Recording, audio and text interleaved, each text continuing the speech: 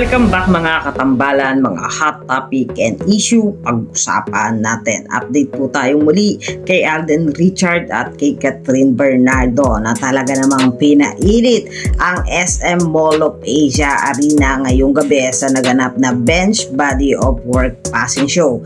Kung si Alden Richard nga po ang nag-opening ng Bench Body of Work Passing Show, si Catherine Bernardo naman ang nag-close nito at talaga namang nung lumabas nga itong si Alden Richard ay biglang naghiyawan ang mga fans ni Alden, lalo na nang tanggalin nga nitong si Alden Richard ang suot-suot niyang sando na talaga namang gumagundunga ang hiyawan sa SM Mall of Asia Arena.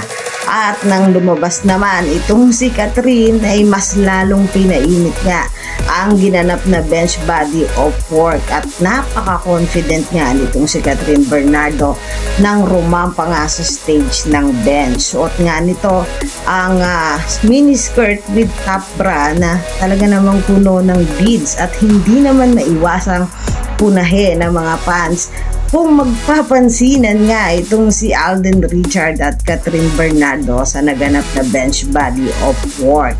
At nang lumabas nga ang owner ng bench na si Mr. Ben Chan ay kapansin-pansin naman itong si Alden Richard at Catherine Bernardo na nag-eye to eye contact nga dun sa likod at binati naman nitong si Alden itong si Catherine. Ngunit nang pagdating nga nila doon sa stage ay tila nga hindi nagbabatian o nagpapansinan ang dalawa. Pero sa ginawa nga pagrampa ngayon ni Alden at ni Catherine, very confident naman ang dalawa sa ginawa nilang performance sa event ng bench. At isa din to sa inabangan ng mga fans ng Kat din ang makita nga ang dalawa kung magpapansinan sa stage. Ngunit nung nasa stage na nga ay tila hindi nga nagpapansinan pa yung dalawa, ay tila halo-halo ang mga naging reaksyon ng mga netizens at mga fans ng Kat din matapos nga ang ginanap na Bench Body of Work Passing Show.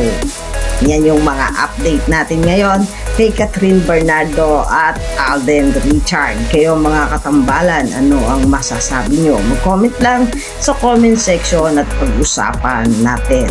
Yan ang mga hot topic and issue dito lamang sa Tambalang GK.